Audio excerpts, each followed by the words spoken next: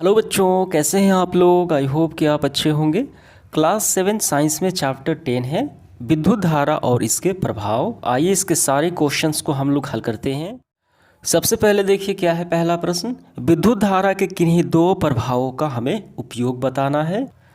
तो यहाँ पे हम नज़र डालते हैं विद्युत धारा का प्रभाव में दो शामिल होते हैं। ठीक है, पहला होता है विद्युत धारा का ऊष्मीय प्रभाव। ठीक है, और इसमें बल्ब बल्ब हो गया, आयरन हो गया, हीटर हो गया, ये सारे उपकरण आते हैं। और दूसरे में आता है विद्युत धारा का चुंबकीय प्रभाव, जिसमें विद्युत घंटी हो गया, ठीक है, विद्युत चुंबक हो गया, वो सारे यंत्र आते हैं।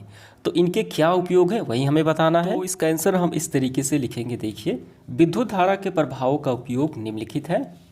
तो पहला उपयोग है हमारा विद्युत धारा के ऊष्मीय प्रभाव का उपयोग हीटर, आयरन, रूम हीटर इत्यादि में होता है। और दूसरा है विद्युत धारा के चुंबकीय प्रभाव का उपयोग विद्युत घंटी, टेलीफोन इत्यादि यंत्रों में होता है। समझ में आ गया। तो ये प्रश्न क्रमांक पहला का आंसर आपका हो जाता है। इसके बाद देखिए दूसरा सवाल क्या है। बैटरी और सेल में अंतर हमें स्पष्ट करना है। दोनों में क्या अंतर है।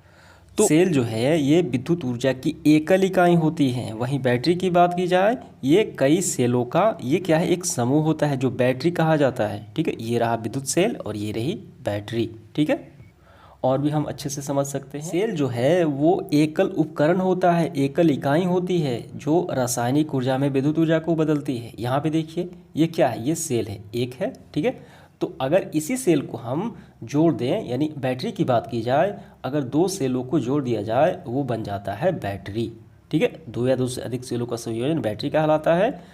तो इसका आंसर हम कैसे लिखेंगे काफ़ी अच्छे से। तो इसका आंसर हम ऐसे लिखेंगे, सेल एक एकल इकाई उपकरण है जो रासायनिक ऊर्जा को विद्युत ऊर्जा में बदलता है, जबकि बैटरी सेलों का समूह है जिसमें एक का धन टर्मिनल दूसरे के ऋण टर्मिनल से एक साथ जुड़े होते हैं, वो कहलाता है बैटरी। यहाँ पे देखिए धन और ऋण आपस में जुड़े हुए हैं। तो ये आपका क्लियर हो गया। आगे बढ़ते हुए देखिए तीसरा सवाल। जब किसी सुई चुंबक को विद्युत धारा प्रवाहित तार के समीप लाने पर वह उत्तर दक्षिण की दिशा में विक्षेपित हो जाती है, ऐसा क्यों होता है। तो ऐसा विद्युत धारा के चुंबकीय प्रभाव के कारण होता है। देखिए यहाँ पे अंदर है सुई चुंबक और इस पे विद्युत धारा प्रवाहित किया जाता है। यहाँ पे सेल जोड़ा जाता है, ये एक स्विच है। तो ये सुई जो है वो विक्षेपित हो जाती है, यानी एन नॉर्थ और साउथ पोल की तरफ ये इंडिकेट करने लगती है। तो इसका आंसर हम कैसे लिखेंगे। तो इसका आंसर हम ऐसे लिखेंगे, जब एक तार से विद्युत धारा बहती है तब वह एक चुंबक की तरह कार्य करने लगती है। अतः जब एक चुंबकीय सुई को ऐसी तार के पास रखा जाए तो तार के चुंबकीय प्रभाव के कारण, ठीक है, तो वो सुई अपनी दिशा बदल लेती है, यानी नॉर्थ और साउथ पोल की तरफ वो इंडिकेट यानी सूचित करने लगती है। समझ में आ गया। तो ये होता है विद्युत धारा के चुंबकीय प्रभाव के कारण। तो ये आपका आंसर हो गया। चौथा सवाल देखिए, विद्युत चुंबक का प्रयोग कचरे के ढेर से किस प्रकार की वस्तुओं को अलग करने के लिए किया जाता है। काफ़ी सिंपल सवाल है। तो ऐसी वस्तुएं जो चुंबक अपनी तरफ आकर्षित करता हो, तो वैसी सारी वस्तुओं को हम प्रयोग में ला सकते हैं। जैसे लोहा हो गया, कोबाल्ट हो गया, चुंबक अपनी ओर खींचता है, यानी उसको सट जाता है।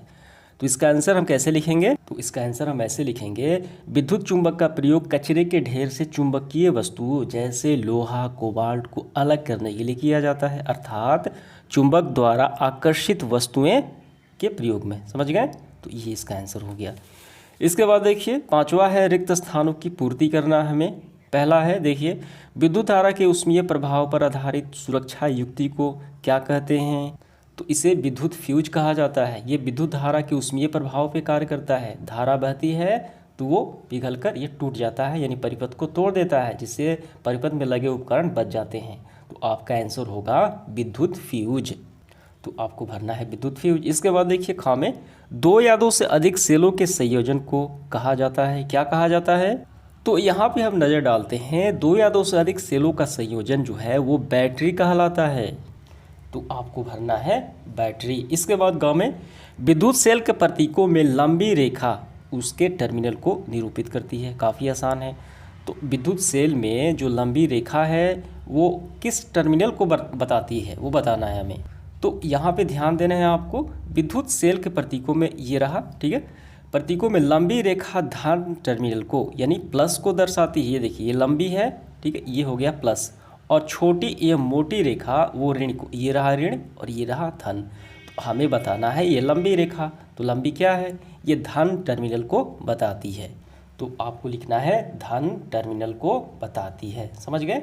इसके बाद देखिए घ नंबर, जब किसी विद्युत हीटर के स्विच को ऑन किया जाता है तब इसके तप्त होकर लाल हो जाता है। तो ऑन होने से जो उसका नाइक्रोम का तार होता है, ठीक है, तंतु होता है, तो इसका आंसर हम कैसे लिखेंगे, तो हमें भरना है देखिए एलिमेंट्स, यानी हीटिंग कॉइल, जो नाइक्रोम का तार वो लिपटा होता है वो गर्म होकर लाल हो जाता है और ऊष्मा देता है। तो हमें वहाँ पे भरना है एलिमेंट्स और कोष्ठ में हीटिंग कॉइल, समझ गए। तो यहाँ पे होगा एलिमेंट्स या हीटिंग कॉइल। इसके बाद अंगाओं में बल्ब का तप्त होकर प्रकाश देता है, तो क्या तप्त होकर प्रकाश देता है, तो हमें भरना है बल्ब का फिलामेंट, ठीक है। विद्युत धारा प्रवाहित की जाती है तो ये गर्म होकर प्रकाश करता है, ये रहा फिलामेंट, ठीक है। तो हमें भरना है वहाँ पे फिलामेंट, फिलामेंट हो गया।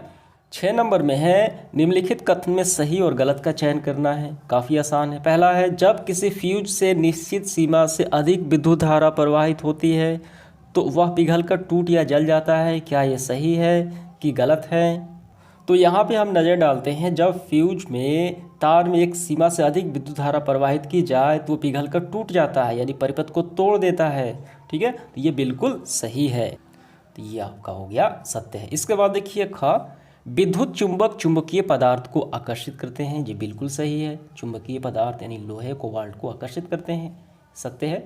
सुई चुंबक विद्युत धारा के निकट लाने पर विक्षेपित नहीं होती, तो यहाँ पे हम देखते हैं सुई चुंबक लाने पे ये विक्षेपित होती है, ठीक है, इसका मतलब वो गलत है, ठीक है। तो यहाँ पे कहा गया है नहीं होती, इसका मतलब ये असत्य है, ठीक है, हमें टिक मारना है। इसके बाद घ देखिए, CFL में अपेक्षाकृत कम विद्युत खर्च होती है, क्या ये सही है कि गलत है।